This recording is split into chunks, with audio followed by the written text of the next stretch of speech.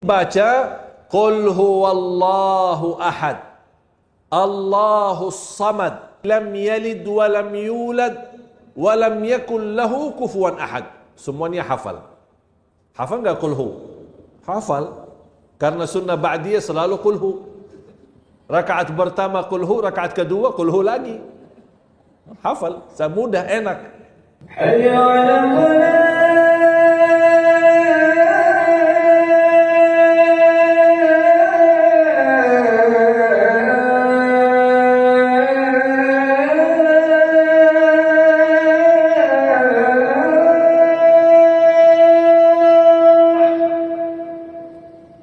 Hafal enggak Qul hu? Hafal. Karena sunnah ba'diyah selalu Qul hu. Rakaat pertama Qul hu, rakaat kedua Qul hu lagi. Hafal, mudah, enak. Ayat yang begitu pendek, tapi subhanallah dari segi makna luas. Akidah. Ini akidah kita orang Muslim. Qul huwallahu ahad. Akidah. Bahkan mencintai surah ini terjamin kita dapat surga Allah. Bahkan Rasulullah SAW bersabda di hadis yang sahih, "Man qara'a qul huwallahu ahad fil yawmi wal layla 10 marratin banallahu lahu baitan fil jannah." Barang siapa yang membaca qul huwallahu ahad dalam sehari dan semalam 10 kali saja, dapat rumah dalam surga Allah Subhanahu wa taala. Bahkan ada seorang sahabat yang memang selalu suka baca ayat ini, surah Al-Ikhlas, Qul huwallahu ahad. Sambil jamaah heran, kok ini kamu suka aja baca Qul huwallahu ahad? Sambil lapor kepada Rasul, "Ya Rasulullah, ini imam kita, tapi selalu Qul huwallahu ahad mulu. Baca surah lain, tambah lagi Qul huwallahu ahad. Tidak mau ruku'. Seolah-olah belum puas sama ayat-ayat lain, harus tambah Qul hu baru ruku'. Misal, baca Al-Fatihah, baca idza jaa nasrullah innahu kana tawwaba, tidak mau ruku', qul huwallahu ahad dulu baru ruku'. Dia merasa belum mantap kalau tidak disertai dengan qul huwallahu ahad. Apa kata beliau? "Saya imam kalian dan begitulah bacaan saya. Kalau kalian tidak mau, carilah imam lain." Mereka lapor kepada Rasul, "Ya Rasulullah, ini kok imam kita seperti ini? Qul hu mulu. Setiap rakaat dia baca satu ayat, tambah lagi Qul hu. Rakaat kedua baca ayat, tambah lagi Qul hu." Rasul panggil, "Mengapa kamu suka seperti itu?" Apa dia berkata, "Ya Rasulullah, aku cinta surah ini karena pembahasannya sifat-sifat Allah." Rasulullah diam sebentar. Di saat itu turunnya wahyu. Dan Rasul berkata, "Wahai yang kamu cinta surah ini, Allah juga cinta kepadamu." Allahu Akbar. Akidah yang kuat. Dia cinta surah ini, dia mendapatkan cintaan Allah. Bahkan ada satu riwayat yang lain, "Wa hubbuka iyyaha adkhalakal jannah." Cintamu terhadap surah ini sebab kamu terjamin masuk surga. Allahu Akbar. Jangan ragu-ragu. Terus, tidak patut bagi Allah mempunyai anak. Maha suci Dia. Apabila Dia hendak menetapkan sesuatu, maka Dia hanya berkata kepadanya, "Kun, jadilah." Maka jadi hal tersebut, jadilah sesuatu itu. Isa berkata, "Dan sesungguhnya Allah itu adalah Tuhanku dan Tuhanmu. Maka sembahlah Dia. Inilah yang dinamakan jalan yang lurus." Ini jalan yang ihdinas siratal suratul Fatihah. Jamaah sekalian, kalau bukan waktu mempelajari suratul Fatihah, mendalami arti suratul Fatihah, kita butuh seperti pertemuan ini selama 7 hari. Kita butuh pertemuan seperti ini selama 7 hari. Mengapa? Supaya memantapkan mendalami surat Al-Fatihah. Oleh karena itu miskin orang Muslim yang hafal surah Al-Fatihah tapi tidak bisa tuntaskan kekhusyuan dalam salat. Miskin orang Muslim yang hafal suratul Fatihah tapi dia tidak bisa menangis saat membaca Al-Fatihah. Miskin seorang Muslim ketika dia sakit, dia tidak bisa tuntaskan kesembuhannya melalui suratul Fatihah.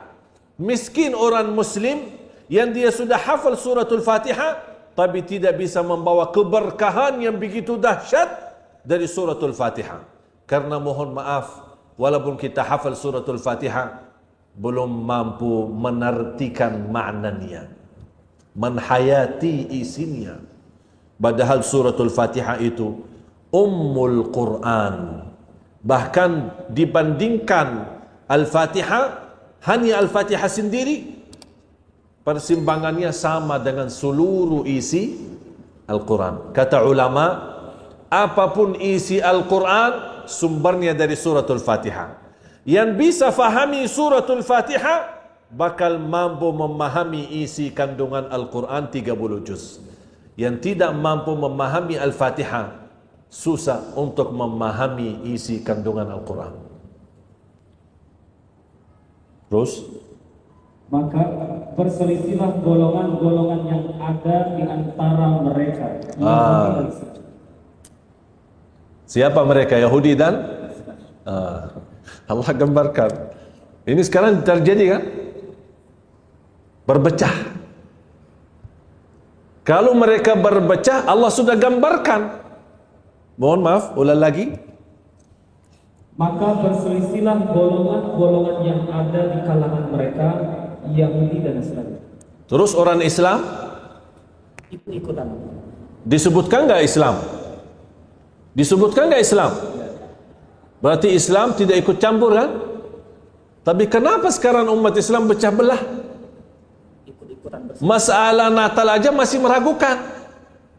Padahal Allah di sini sebutkan hanya Yahudi dan Nasrani. Biarkan saja mereka. Karena memang itu sifat mereka, tidak mau mengikuti kebenaran.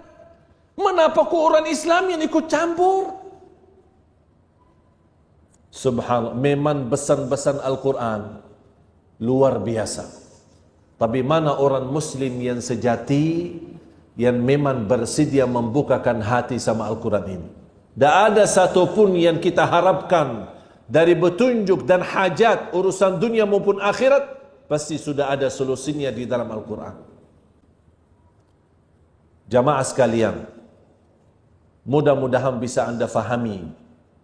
Ini pesan terakhir penutup ayat itu. Terus, maka celakalah orang-orang kafir yang pada waktu menyaksikan hari yang agung. celakalah bagi mereka nanti kalau sudah kebenaran menjadi nyata dan mereka nyesal kenapa tidak beriman. Ini bahasanya kepada siapa? Yahudi dan Nasrani. Tidak disebutkan kata orang Islam. Berarti orang Islam jangan ragu-ragu. Jangan ragu-ragu. Jangan fahami kesimpulannya. Jangan salah faham apapun yang saya sampaikan malam ini berarti kita orang yang keras sama Nasara atau keras sama non-Muslim. Tidak. Kita tetap memegang prinsip kita, prinsip Nabi Muhammad, bahkan sifat Nabi Muhammad. Wa ma arsalnaka illa rahmatan. Kita rahmat seluruh alam. Manusia, beda agama, pohon-pohon, binatang-binatang, seluruh alam, seluruh ciptaan Allah harus merasakan kasih sayangnya kita. Kita tidak boleh dalam kekerasan. Ketika kita orang menzalimi kita atau menghina kita, kita bukan takut untuk membela diri, tapi kita memiliki ajaran tidak boleh balas dendam. Kita punya ajaran tidak boleh balas dengan keras. Kita punya ajaran tidak boleh lawan dengan kata-kata hina. Tapi kita membalas dengan pemaaf, kasih sayang, rahmatan lil alamin. Ingat, balasan saya bukan karena saya takut, tapi karena saya ikuti ajaran agama saya, menjadi orang yang sejati, orang muslim yang membawa damai untuk seluruh manusia. Itu yang harus kita tetapkan. Faham jemaah sekalian? Tidak ada larangan berbisnis sama beda agama. Tidak ada larangan kita bergaulan dengan orang non-muslim. Tidak ada larangan kalau kita bersenang-senang jalan-jalan sama mereka. Tidak ada larangan kalau kita ikut bersama-sama atau undang mereka ke rumah. Kita bersilaturrahim. Ketika mereka lagi dalam keadaan susah, kita bantu mereka sesuai kemampuan. Itu semua tidak ada larangan. Satu yang dilarang. 1000 bebas. 1001, 1000 bebas. Satu tidak bebas. Akidah. Kalau akidah, jangan macam-macam. Silaturrahim merusak akidah? Tidak. Silahkan silaturrahim. Hindu, Buddha, Nasara, Yahudi, musuh tidak dilarang. Silahkan. Kita bawa contoh yang baik. Tapi bagaimana kalau mereka mengucapkan selamat pas hari raya? Hari raya Idul Fitri, hari raya Idul Adha, kita jawab apa? Terima kasih, sudah selesai. Tapi jangan anda merasa dah enak. Mereka kan suka ucapin selamat hari raya. Kenapa saya dah mau ucapin selamat untuk hari raya mereka? Jamaah sekalian, ayo mari kita sama-sama membuktikan kita umat Islam, ummatan rahmatan lil alam. Ayo dekat dengan mereka, ajak mereka. Dan saya usulkan satu, kalau boleh nanti di rumah, bas di internet buka print terjemahan surah Maryam, print terjemahan surah Maryam, dan dilapisi dalam halamannya, disusun rapi, kemudian dijadikan seperti buku kecil atau buku saku, ya, hadiah. Ketika ada di antara mereka yang anda kenal hari ulang tahun mereka, hari ulang tahun, seperti kita buat ulang tahun, ikut ulang tahun. Apa hadiah aku seorang muslim kepada mereka pas hari ulang tahun mereka? Saya hadiahkan surah Maryam dengan terjemahan. Ini mohon, saya minta mohon, ini hadiah untukmu, tolong dibacakan. Itu saja. Biar mereka sendiri yang mencari kebenaran.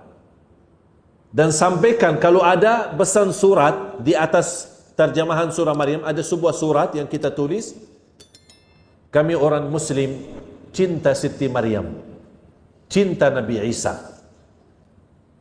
Bahkan tidak sah iman kita kalau belum percaya Nabi Isa. Bahkan di antara bukti Islam mencintai mereka, di dalam kitab suci kami ada sebuah surah bernama surah Maryam, dan itu pula tidak ada di dalam Taurat dan tidak ada di dalam Injil. Mudah-mudahan anda berkenan membaca hadiah buku saya. Assalamualaikum. Selesai.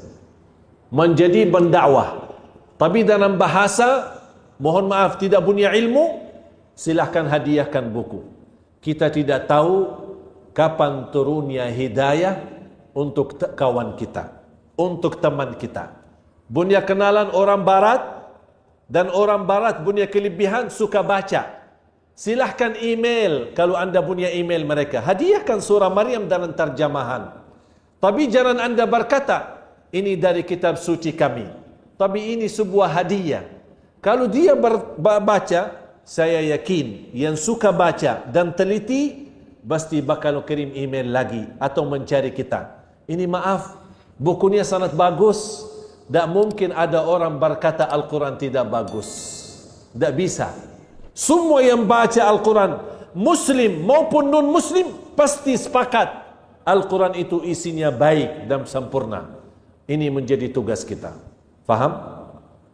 Mudah-mudahan insya Allah pelajaran malam ini menjadi petunjuk untuk kita dan menjadi petunjuk untuk kawan-kawan kita, sahabat, bahkan ada di antara mereka yang masih hubungan keluarga dengan kita. Mudah-mudahan insya Allah pelajaran malam ini bisa kita sampaikan kepada mereka dengan cara hikmah, dengan cara halus, supaya dengan niat, insya Allah kita niat, mudah-mudahan menjadi hidayah. Kalau mereka dapat hidayah, alhamdulillah. Kalau mereka belum dapat hidayah, jangan anda sedih, karena itu urusan Allah, bukan urusan kita.